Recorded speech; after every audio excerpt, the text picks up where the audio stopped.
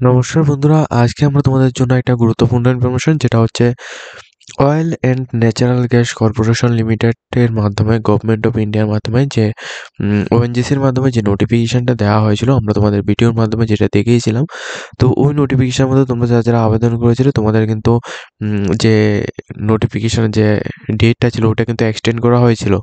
এরপর কিন্তু আমরা আরও একটি ভিডিও দিয়েছিলাম, যে ভিডিওর মাধ্যমে আমি তোমাদের দেখিয়েছিলাম যে এখানে তোমাদের যে এক্সাম, ঠিক আছে, এখানে তোমরা যে এক্সামটা দেবে ওই এক্সামের ডেটটা কবে নাগাদ এটা দেওয়া হবে সেটার সম্পর্কে আমি কিন্তু টোটালি প্রায় 6 দিন আগে আমি তোমাদের একটা ভিডিও দিয়েছিলাম।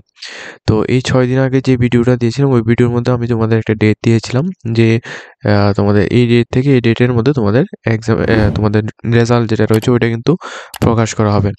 তো সেই ডেট অনুযায়ী কিন্তু রেজাল্ট প্রকাশ করা হয়েছে ওএনজিসির মাধ্যমে।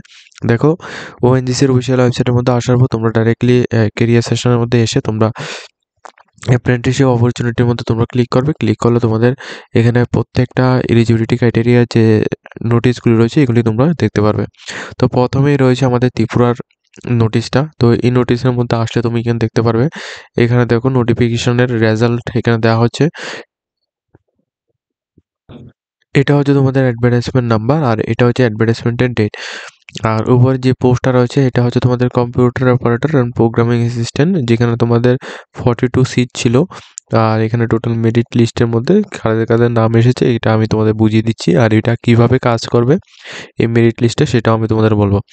দেখো, এখানে যতজন ক্যান্ডিডেটের নাম এখানে দেওয়া হচ্ছে প্লাস অ্যাপ্লিকেশন আইডি এখানে দেওয়া হচ্ছে, ঠিক আছে।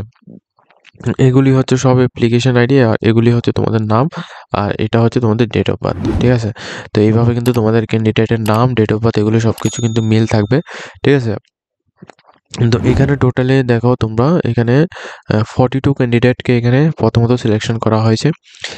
এই 42 ক্যান্ডিডেটের মধ্যে যদি কোনো ক্যান্ডিডেট, ধরো এখানে তুমি ধরো এই ক্যান্ডিডেট রাজেশ দাস, ঠিক আছে, এই ক্যান্ডিডেটটা ধরো এখানে অ্যাপ্লিকেশন করলো। তো অ্যাপ্লিকেশন করার পর এরপর এখানে সিলেকশনও কিন্তু হলো, অর্থাৎ ফাইনাল মেরিট লিস্টে সিলেকশন হলো, কিন্তু সে এই পোস্টটার মধ্যে জয়েন করলো না। সেক্ষেত্রে কী হবে, নির্দিষ্ট যে ডেট রয়েছে ওই ডেটের পর কিন্তু যে ওয়েটিং লিস্ট যেটা দেওয়া হয়েছে, এই যে ওয়েটিং লিস্টটা, এই ওয়েটিং লিস্ট থেকে 1 নাম্বার ক্যান্ডিডেট কিন্তু সিলেকশন পেয়ে যাবে তার এই পোস্টে, ঠিক আছে, তার এই পোস্টে সে সিলেকশন পেয়ে যাবে। এমনভাবে কিন্তু এখানে ক্রাইটেরিয়াটা চলবে। যদি প্রথম এই যে পোস্টগুলি দেওয়া হয়েছে, প্রথম এই যে ক্যান্ডিডেট যারা টোটালি সিলেক্টেড হয়েছে ফার্স্ট রাউন্ডে, তো এই রাউন্ড থেকে 42 ক্যান্ডিডেট যারা রয়েছে তাদের মধ্যে থেকে যদি কোনো ক্যান্ডিডেট এখানে জয়েনিং না করে, সেক্ষেত্রে কিন্তু ওয়েটিং লিস্ট থেকে যারা রয়েছে 1 নাম্বার, 2 নাম্বার, 3 নাম্বার করে সিরিয়াল নাম্বার, তারা কিন্তু এখানে সিলেকশনটা পাবে, ঠিক আছে। এভাবে কিন্তু এখানে রয়েছে। আমরা প্রিভিয়াস ইয়ারও আমি কিন্তু এখানে দেখেছি প্রায় অনেক ক্যান্ডিডেট কিন্তু এইভাবে কিন্তু সিলেকশন পেয়েছে। এরপর দেখো এখানে তোমাদের ড্রাগসম্যান যেটা রয়েছে সিভিলের জন্য এখানে 6টি পোস্ট এখানে মেরিট লিস্টে। তো এখানে টোটাল প্রত্যেকের নাম এখানে উল্লেখ করা হয়েছে, কারা কারা এখানে টোটালি সিলেকশন পেয়েছো, প্লাস এখানে ওয়েটিং লিস্ট দেওয়া হয়েছে কিনা আমি তোমাদের দেখেছি, এখানে দেখো ওয়েটিং লিস্ট দেওয়া হয়েছে। এভাবে কিন্তু প্রত্যেকটা পোস্টে, যেমন ইলেকট্রিক্যাল মেকানিক, ঠিক আছে, 6টি পোস্ট রয়েছিল, এভাবে কিন্তু ওয়েটিং লিস্ট করে এখানে প্রত্যেকটার এখানে দেওয়া হয়েছে। তো এইভাবে কিন্তু তোমরা এটা নোটিফিকেশনটা চেক আউট করতে পারো। আমি এই ভিডিও ডেসক্রিপশনে নোটিফিকেশনের ডাইরেক্ট লিঙ্কটা এখানে দিয়ে দেবো, সেই নোটিফিকেশন থেকে এটা ডাউনলোড করবে। আর এই নোটিফিকেশনে কিছু গুরুত্বপূর্ণ ইনফরমেশন আছে যেগুলি আমি তোমাদের বলে দিচ্ছি। দেখো, এটা হচ্ছে তোমাদের ফিটারের মধ্যে টোটাল সিট ছিল হচ্ছে 25টি, ঠিক আছে। 25টি সিটের মধ্যে এখানে টোটাল যারা এখানে আবেদন করেছে এর মধ্যে থেকে কিছু কিছু সিট এখানে টোটালি খালিও রয়েছে, যেমন এখানে 20টি, আর এখানে ওয়েটিং লিস্টের জন্য একটি। কারণ কি, কারণ হচ্ছে যোগ্য প্রার্থী পায়নি, ঠিক আছে, প্লাস এখানে যে এলিজিবিলিটি ক্রাইটেরিয়া আছে ওই ক্রাইটেরিয়া অনুযায়ী এখানে পড়েনি, তাই কিন্তু এখানে নেওয়া হয়নি এমন। দেখো এখানে কিন্তু নিচে এটাও লিখে দিয়েছে নো এলিজিবিলিটি ক্রাইটেরিয়া ফাউন্ড। এটা হচ্ছে তোমাদের ইন্ডাস্ট্রিয়াল মেকানিকের ক্ষেত্রে, ঠিক আছে, কোনো রকম ক্যান্ডিডেট এখানে পায়নি এই পোস্টটার জন্য, একজন ক্যান্ডিডেটও কিন্তু এখানে পায়নি। এখানে টোটাল সিটটা ছিল 8টি সিট। এভাবে দেখো তোমরা এখানে এইভাবে কিন্তু প্রচুর ক্যান্ডিডেট কিন্তু এখানে সিলেকশন করা হয়েছে, ঠিক আছে? এখানে প্রচুর ক্যান্ডিডেটকে কিন্তু এখানে সিলেকশন করা হয়েছে এই পোস্টগুলির মধ্যে। তো তোমরা যারা এখানে আবেদন করেছো তোমরা কিন্তু অবশ্যই এগুলি দেখে নেবে। এখন দেখো যেটা মেইনলি এখানে প্রত্যেক ক্যান্ডিডেট এখানে অপেক্ষা করেছিল যে সেক্রেটারিয়াল অফিস অ্যাসিস্ট্যান্ট, যেটা অয়েল অ্যান্ড গ্যাসের জন্য এখানে 4টি পোস্ট ছিল। কারা সিলেকশন পেয়েছে এখানে 4 জন ক্যান্ডিডেটের নাম এখানে দেওয়া হয়েছে এবং ওয়েটিং লিস্টে এই ওয়েটিং লিস্টে অনেক ক্যান্ডিডেটের নাম থাকবে। এখানে দেখো, হ্যাঁ, এই ওয়েটিং লিস্টের মধ্যে কিন্তু অনেক ক্যান্ডিডেটের নাম রয়েছে। এখানে যাদের নাম রয়েছে তারা কিন্তু এখানে সিলেকশনটা পেয়েছে অর্থাৎ ওয়েটিং লিস্টের জন্য। যদি এই 4 জন থেকে কোনো ক্যান্ডিডেট এখানে জয়েনিং না করে সেক্ষেত্রে কিন্তু এখান থেকে 1-2 জন এখানে সিলেকশন পাবে। ঠিক আছে? এইভাবে কিন্তু পুরো নোটিফিকেশনটা এইভাবেই চলবে। আর এখানে দেখো তোমাদের সার্ভাইভারের জন্য এখানে পোস্ট ছিল, ওইটাও কিন্তু দেওয়া আছে। ওয়েল্ডারের জন্য তার প্লাস এখানে অন্যান্য পোস্ট যেগুলি ছিল সবগুলি পোস্টের এখানে রেজাল্ট কিন্তু প্রকাশ করা হয়েছে। আর এটা কিন্তু তোমাদের কোন এটা হচ্ছে তোমাদের NATS আশা করি। ঠিক আছে? তো এখন আরও একটা গুরুত্বপূর্ণ আপডেট, সেই আপডেটটা হচ্ছে এখানে দেখো, যারা এখানে আবেদন করেছো তোমরা অনেকে বলেছ যে এখানে তোমাদের সিলেকশন হয়নি কেন।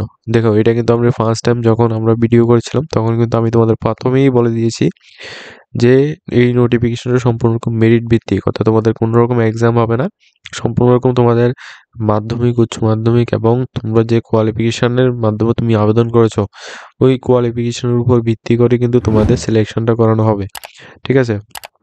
তো ওই কোয়ালিফিকেশনের মার্কস যেমন ধরো তুমি কেন মাধ্যমিক দিয়ে বা উচ্চ মাধ্যমিক দিয়ে যে কোনো একটা পোস্টের মধ্যে আবেদন করেছো, তো ওই উচ্চ মাধ্যমিকের মধ্যে তুমি যদি 98% যদি পাও, আরেকজন ক্যান্ডিডেট যদি এখানে 50% পায়, সেক্ষেত্রে এখানে যে 50% পেয়েছে কিন্তু সে কিন্তু সিলেকশনটা পাবে না।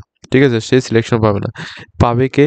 যে 98% এখানে পেয়েছে সে এখানে সিলেকশন পাবে। এটা হচ্ছে তোমাদের পুরো ক্রাইটেরিয়া। ওকে? তো এখানে দেখো, যারা ডকুমেন্টস ভেরিফিকেশন এখানে করবে না, ডকুমেন্টস ভেরিফিকেশনের জন্য এখানে কিন্তু অলরেডি প্রত্যেক ক্যান্ডিডেট যারা সিলেকশন পেয়েছে প্রত্যেকের ইমেল কিন্তু দেওয়া হয়েছে এবং ইমেলের মধ্যে তো তাদের কোন ডেটে তারা এখানে গিয়ে এখানে ডকুমেন্টস ভেরিফিকেশন করবে সেটার কিন্তু ডিটেলস ইনফরমেশন দেওয়া হয়েছে। যদি কোনো ক্যান্ডিডেট এই ডকুমেন্টস ভেরিফিকেশন না করে, অর্থাৎ যারা সিলেকশন পেয়েছে তারা যদি এখানে ডকুমেন্টস ভেরিফিকেশন না করে, সেক্ষেত্রে ওয়েটিং লিস্টের যে ক্যান্ডিডেটরা রয়েছে তারা কিন্তু অলরেডি ইনফর্ম পেয়ে যাবে সম্পূর্ণ ইমেলের থ্রুতে। ইমেলের থ্রুতে সবাইকে ইনফর্ম করা হবে যারা অনলি ওয়েটিং লিস্ট থেকে সিলেকশন পাবে তাদের। ঠিক আছে? তো এটা পাওয়ার পর তারপর কিন্তু অর্থাৎ ওয়েটিং লিস্টে যারা ক্যান্ডিডেট রয়েছে তোমরা ওয়েট করতে পারো। ঠিক আছে? যদি তোমরা এখানে সিলেকশন হও সেক্ষেত্রে তোমাদের মেল আসবে, ইমেলের মধ্যে মেল আসার পর তোমরা অফিসে গিয়ে তারপর ডকুমেন্টস ভেরিফিকেশন করতে হবে। ঠিক আছে? এখানে দেখো প্রত্যেকটা ইনফরমেশন দেওয়া হয়েছে। আর এখানে এটাও বলা হচ্ছে যদি কোনো রকম সাবজেক্ট বা যে কোনো একটা ডকুমেন্টস যদি তোমাদের যেটা তুমি দিয়ে আবেদন করেছিল ওই ডকুমেন্টস অ্যাকর্ডিং যদি তোমাদের এখানে না থাকে সেক্ষেত্রে কিন্তু তোমাদের অ্যাপ্লিকেশন কিন্তু রিজেক্ট করতে পারে। ঠিক আছে? আর এটাও তোমরা এখানে বুঝে রাখো। লাস্ট যেটা বলা হচ্ছে 5 নম্বরে, in case candidate does not filling eligibility norms, অর্থাৎ এখানে ফলস ইনফরমেশন যদি দিয়ে থাকে। ঠিক আছে? যেমন অনেক ক্যান্ডিডেট আমরা এখানে দেখেছি যে কিছু ক্যান্ডিডেট এখানে সিলেকশন পাওয়ার জন্য এখানে যে নাম্বারগুলি রয়েছে ওই নাম্বারগুলি বা এখানে ইনফরমেশন বিভিন্ন রকম ইনফরমেশন যেগুলি থাকে ওইগুলি কিন্তু এখানে রংভাবে দিয়ে থাকে। তো ওই সমস্ত ক্ষেত্রে ডকুমেন্টস ভেরিফিকেশন বা অলরেডি এগুলি কিন্তু ক্যান্সেল করানো হয় এখানে ডিপার্টমেন্টের তরফ থেকে। তো যারা এমন করেছো তোমরা কিন্তু ভেবে নিও যে তোমাদের কিন্তু কোনো রকম কিছু হবে না, তোমরা রং ইনফরমেশন ফিল আপ করে কিন্তু কোনো কিছু করতে পারবে না। ঠিক আছে? তো এটা হচ্ছে পুরো ইনফরমেশন। যদি তোমাদের ইনফরমেশনটা দেখে ভালো লাগে অবশ্যই তোমরা লাইক, কমেন্ট, শেয়ার করবে এবং বন্ধুদের সাথে ইনফরমেশনটা শেয়ার করবে। নেক্সট টাইম যখনই ONGC থেকে কোনো রকম রিক্রুটমেন্ট আসবে আমরা কিন্তু তোমাদের এই আমাদের চ্যানেলের মাধ্যমে আমরা ভিডিও দিয়ে দেবো।